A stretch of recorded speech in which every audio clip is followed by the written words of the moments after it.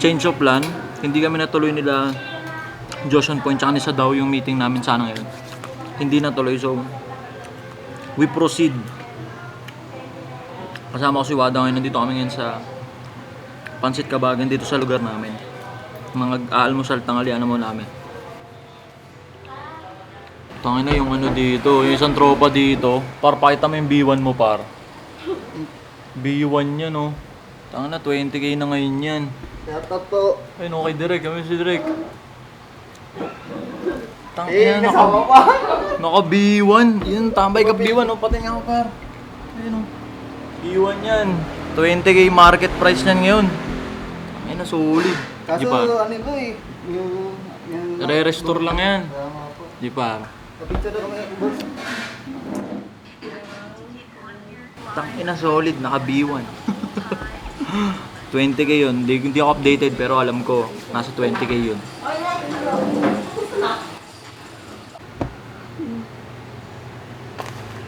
Thank you po.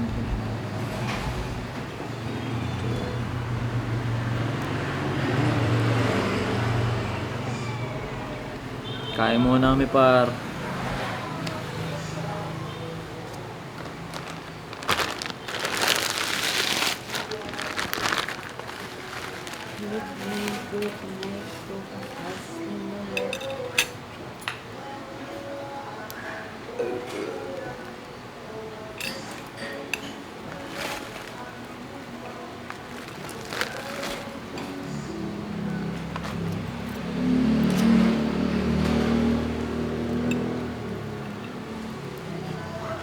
Ang hirap nun ah. Si Frank susundan, sure mako-compare.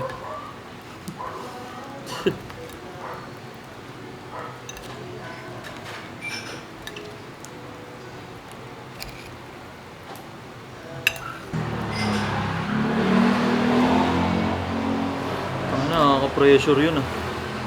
Si Frank yung susundan. May mag-interview nga pala sa atin mamaya. Yung School of Discarte. From TikTok sila. Ayun yung mga ano, yung lumalapit sa magagandang sasakyan tapos i-interviewin yung nasa loob. Though hindi pa naman luxury yung sasakyan natin, pero yung gusto niya yung wisdom natin eh. So, lumapit ng collab, inuuha naman natin. Yes, collab yun, yung mga ganun. Walang ganun na ano, yung bigla-bigla na lang nasa parking lot, tas lalapit. Walang ganun, siniset talaga yan. Ngayon from TikTok sila, nagta-transition sila to Facebook ngayon. Yung unang upload nila sa Facebook si Frank Mendoza. Tas million views. Tangina, tas ang kasunod ako. Sir, excuse me. Question for you, sir. Kayo po ba si Frank Mendoza? Yes, sir. Nag-interview po kasi kami ng iba't ibang industry. Okay lang po. Tingnan natin. Kaya muna tayo siyempre.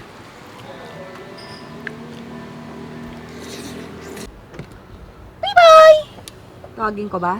Wag na. Maka-hyper pa eh. No, lagi naman yan eh. Apo! Apo! Tara mo na to, girl. Andito na tayo kay Lawada. Dinrap lang natin siya. Yan. Ano pa? Tara na't mag-reels!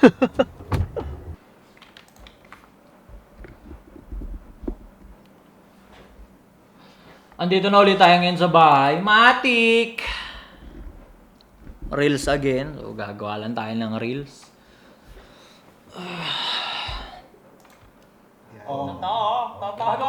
Paano ka naka-uwi? Tinapos mo muna yung kontrata. Hindi ko tinapos, di ba? Na-hire niya ako. Bili lang ako ah. May visa ako. Nagbablog na Yung ako. ano to, yung episode natin sa Cool Pals. Sinend sa akin ni James Karaan yung kabuuan ng mismong episode na napapanood lang sa Spotify. As long as hindi natin i-upload ng buo, ganito. Puputol-putulin natin into reels, into shorts. Upload ko sa TikTok. Alright. Ang TikTok natin ay hindi tayo mag-upload. Ultimo yung vlog natin sa 2 joints. Andito rin sa akin yun. Puputol-putulin din natin yun into shorts, into reels, into TikTok type shit. Follow nyo ako dito. Kita ba?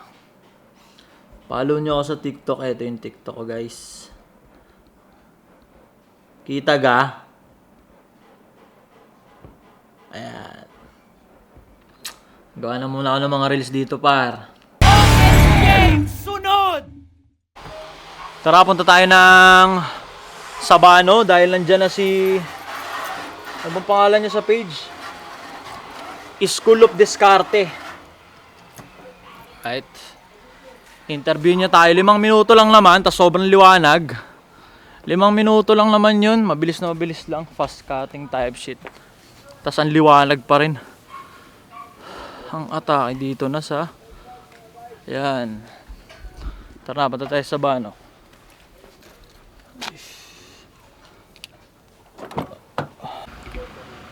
Andito na tayo ngayon sa Sabano. Yan yung mga tropa natin. Yan sila School of Discarte. Interviewin daw nila tayo tungkol sa successful. Tara na.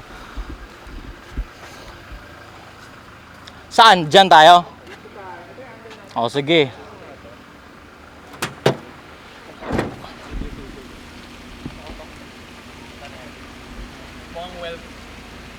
Mukhang wealth yung dating. Ano tayo? Mic test tayo last one.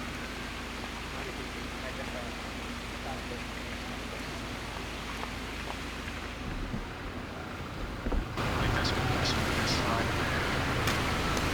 First question.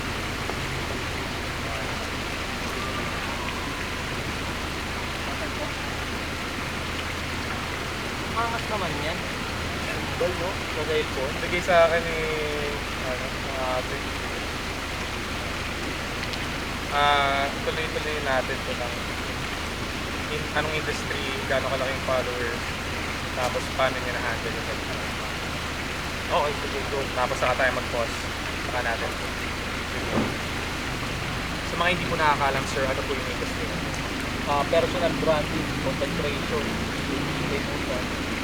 same organ, pasikat sa internet. Gano'n na po kayo katagal sa industry? Yung pinukusan ko na ng sagad, yung umoldi na ako, 4 na taon. 4 na taon na. So, grabe no, 2 million followers. So, iba yung atmosphere ng social media dito sa Pilipinas. Paano natin na-handle yung ganong kalaking followers psychologically? Unang-una relax lang.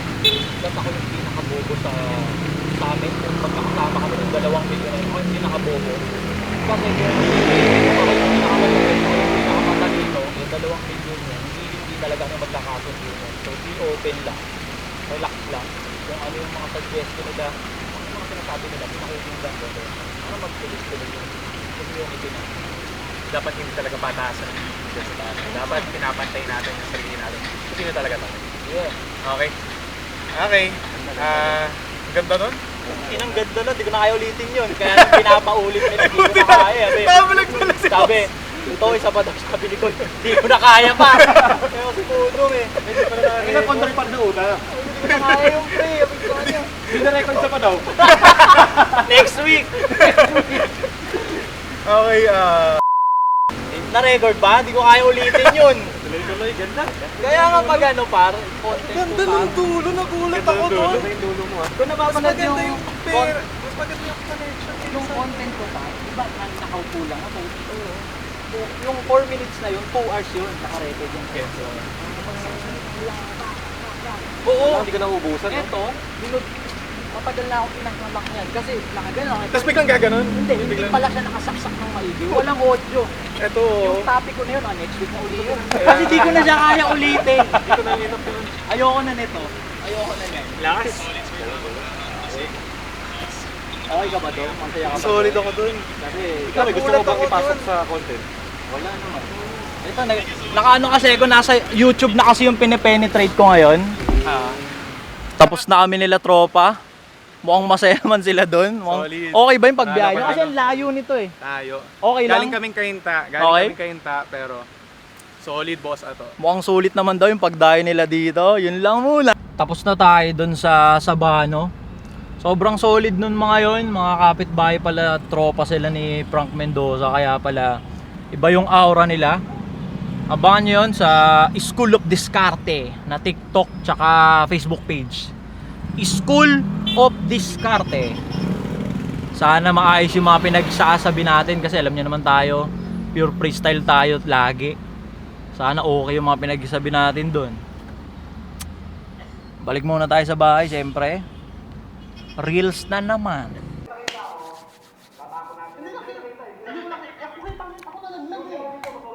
Andito na ulit tayo ngayon sa bahay, actually gabi na. Nakagawa na tayo ng mga reels ulit, syempre as usual. Sobrang solid nung na-meet nating tropahan kanina. Mga ano sila, 3 months ago, nag-umpisa sila ng Facebook page tsaka ng TikTok account. Gumagawa sila ng mga reels, nag-interview sila ng mga sa tingin nila ay may say para makapag-move ng mga mindset ng mga young adult. Parang ganyan. So, sobrang solid nila. Off-cam, nakapagkwentuhan pa kami ng saglit. Sobrang solid nila, man. Anyway, wala naman tayong interesanteng ginawa ngayong araw. Gumising, gumayak, naligo, gumawa ng reels. It is what it is. Hindi talaga masaya.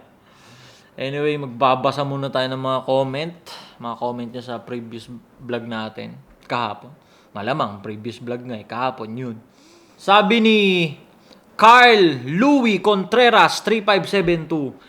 Idol, napanood ko yung mga editing style mo dati nung sinamahan mo si Wada sa pag-apply niya ng trabaho. Ganong editing style at vibe sana ulit gawin mo ngayong taon. Masyadong seryoso kasi ngayon. May editor pa kasi ako nun, par. May editor pa ako nun. Kung i-edit ko pa ng ganun, par, napaka-imposible nito, par. Yung isi-shoot natin yung maghapon, tas i-edit ko pa nung masayang edit, pre. Hindi, pre. Yung edit, 2 araw yan, sagad. Isang buong maghapon, kaya, pero hindi ka. Wala kang ibang gagawin kundi yun lang. So, hindi tayo makapag-daily upload nun. May editor ako nun. Nung nakikita mong may editing na matinding editing dito sa YouTube ko noon na nag-apply si Wada.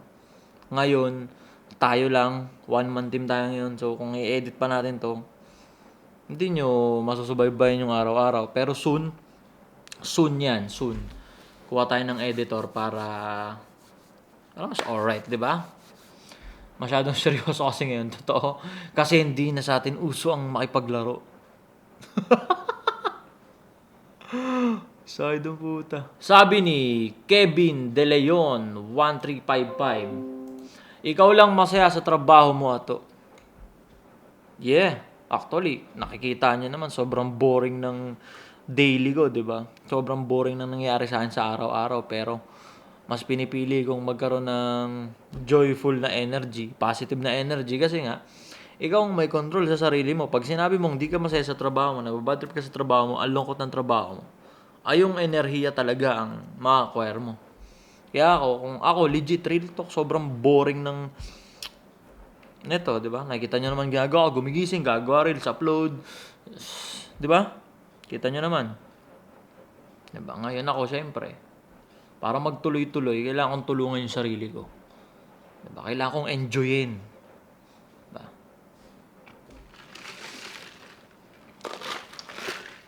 Sabi ni Kent Jorel Diaz sa Dow, Josh on point. Tangina, di kami natuloy, di kami matuloy-tuloy man. Di kami matuloy-tuloy magkita-kita nang maumpisahan na namin yung podcast na ang nilalaman kaming 3.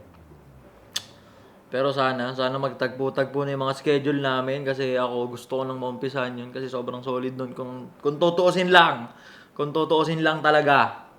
Flex ko lang din, ayan, meron na akong 6 followers dito sa aking bagong TikTok account. Yan, yung mga never seen footages upload natin dito sa TikTok. Meron tayo 6 follower. Search nyo lang @supremo.class.s. Ayun, kita nyo ba? Follow nyo ako dito sa TikTok, man. Gabi na, par. So, bali gabi na. Papasundo na si Wada. Tara, sunduin na muna natin si Wada.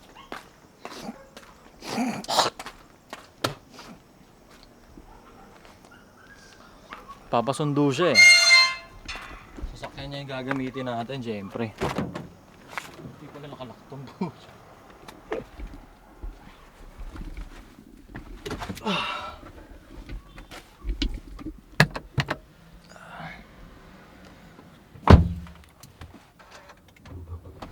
Halimaw tong Civic na to. So, ang bilis-bilis niya. Alright, tara. Sunduin na muna natin si Wada. Hindi ko lang trip dito yung leather seats kasi umaamoy eh. Iba yung amoy ng leather seats. Hindi ko trip. Andito na tayo kay Wada. Tulog si Buboy kaya...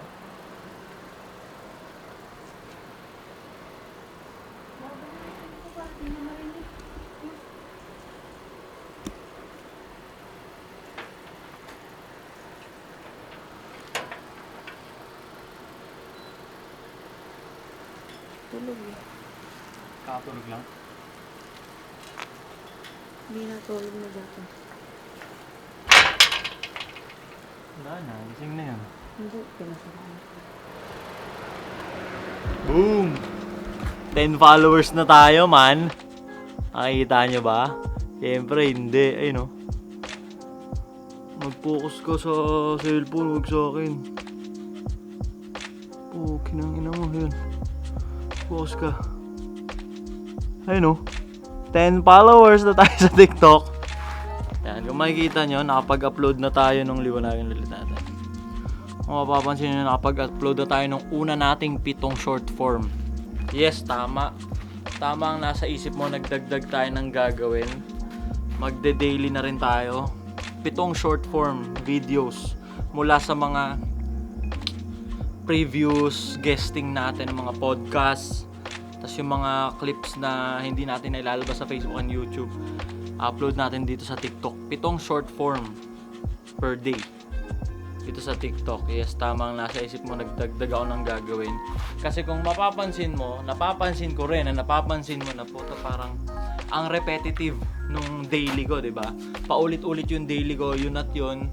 Ngayon, nung naging komportable na ako dito sa pagiging YouTuber na gagawa na accomplish ko na tong pag-upload sa YouTube, sobrang gumaan na. Kasi before, sobrang bigat sa akin maka-accomplish ng isang long form videos.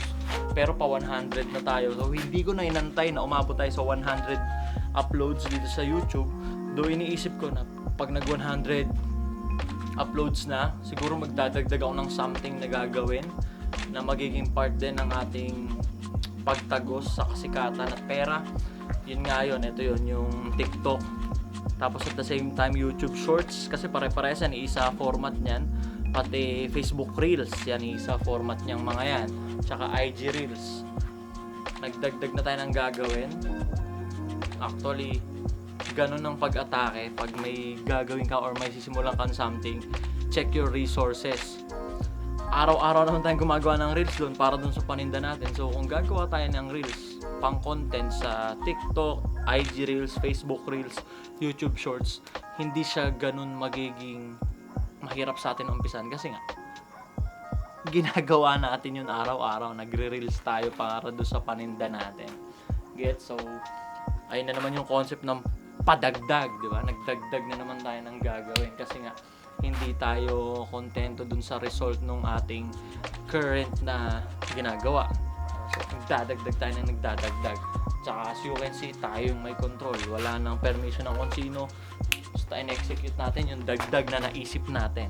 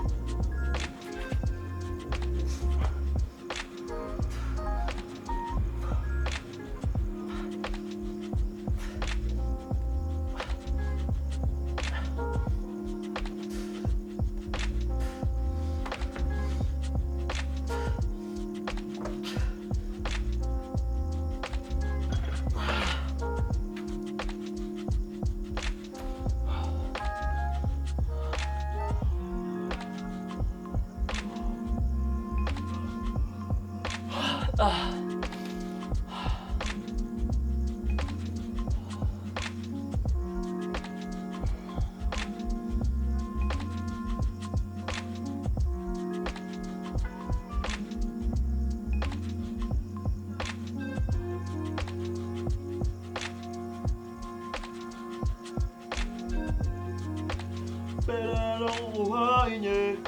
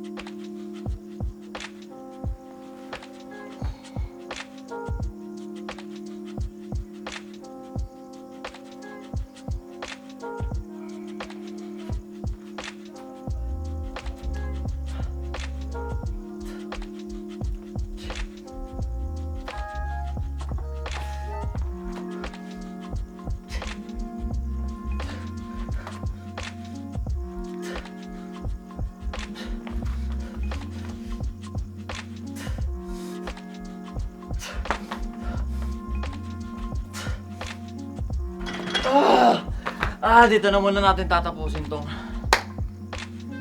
vlog na to. Wala nang masyadong mahabang outro. Kita-kita tayo maya-maya lang onte.